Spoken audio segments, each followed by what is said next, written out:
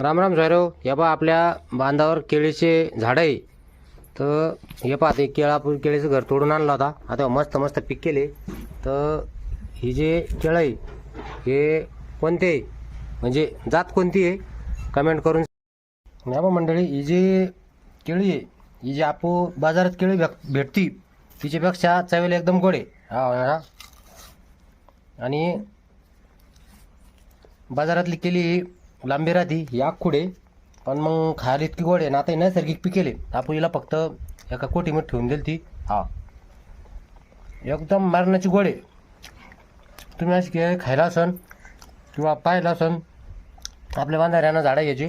आणि हे बा आपला छोटा बी खोबराला हां गोड गोड आहे ना.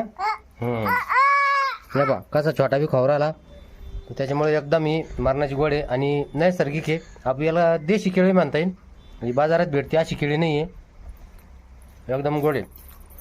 चॅनलवर नवीन असाल सबस्क्राईब करा.